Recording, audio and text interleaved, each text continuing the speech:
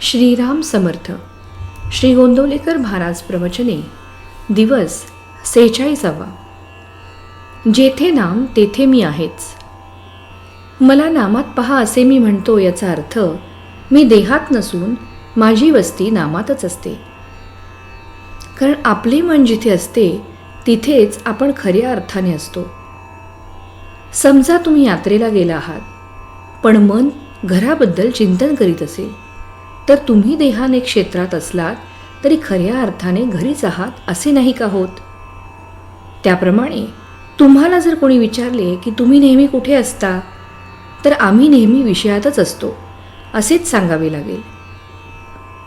ज्यांना जे जास्त आवडते त्यातच ते असतात, हे खरे ना.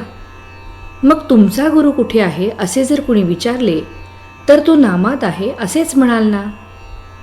म्हणून जिथे नाम चालू आहे तिथे मी आहेच.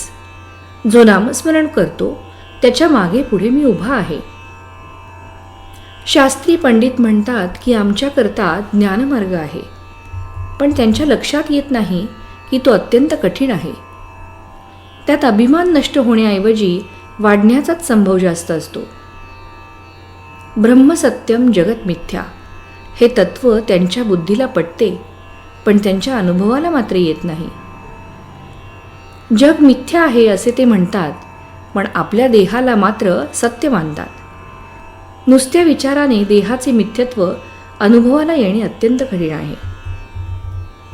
कर्मठ लोक म्हणतात की आम्ही आमच्या कर्ममार्गानेच जाणार.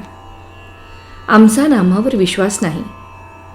आम्ही वेदांनी घालून दिलेली बंधने आणि नियम यांचे पालन करणार असे म्हणून ते बंधने आणि नियम यांचे इतके काही पालन करतात की बंधनालाच सर्वस्व मानतात. त्यांच्या हे लक्षात येत नाही की ईश्वर प्राप्ती हे साध्य असून बंधने आणि नियम हे साधन रूप आहेत. साध्य साधण्यापुरतीच बंधने पाळायला हवीत.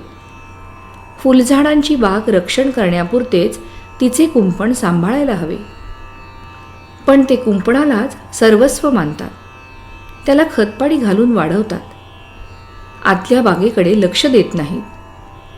वैदिक कर्माने चित्तशुद्धी होते हे मी मान्य करतो, परंतु ज्या भगवंताची प्राप्ती व्हावी म्हणून चित्तशुद्धी करायची, त्या भगवंताचे अधिष्ठान जर वैदिक कर्मांना नसेल, तर कर्ममार्गाचे पर्यवसान कर्मठपणात होते.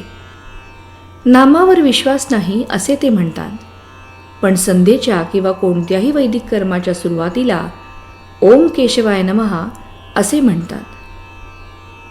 ते नाम नव्हे काय? वेद म्हणजे भगवंताची स्तुती होय. ती करीत असताना आपले लक्ष शब्दांकडे नसावे, त्यांच्या अर्थाकडे असावे. अर्थ न समजला तरी भगवंताकडे असावे.